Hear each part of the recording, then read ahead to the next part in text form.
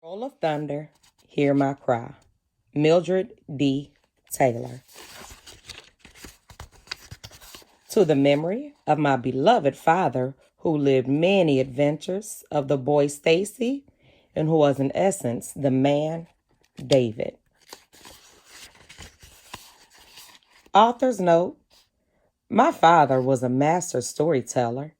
He could tell a fine old story that made me hold my sides with rolling laughter and send happy tears down my cheeks, or a story of stark reality that made me shiver and be grateful for my own warm, secure surroundings. He could tell stories of beauty and grace, stories of gentle dreams, and paint them as vividly as any picture with splashes of character and dialogue. His memory detailed every event of 10 or 40 years or more before, just as if it happened yesterday.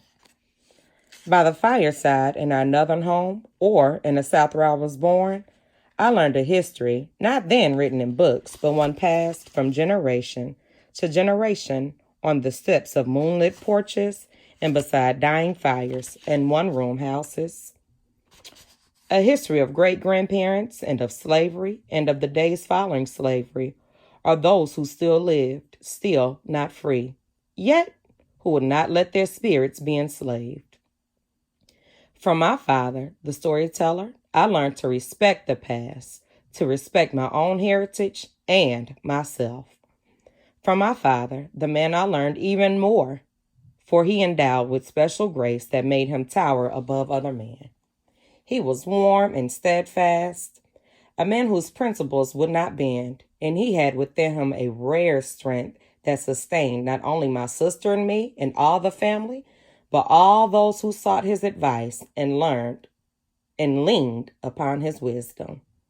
He was a complex person, yet he taught me many simple things important for a child to know: how to ride a horse and how to skate, how to blow soap bubbles, and how to tie a knot that met the challenge of the March winds, how to bathe a huge, faithful mongrel dog named Tiny. In time, he taught me the complex things too. He taught me of myself, of life. He taught me of hopes and dreams. And he taught me the love of words. Without his teachings, without his words, my words would not have been. My father died last week. The stories as only he could tell them died with him. But his voice of joy and of laughter, his enduring strength, his principles, and constant wisdom remain a part of all those who knew and loved him well. They remain also within the pages of this book, its guiding spirit and total power.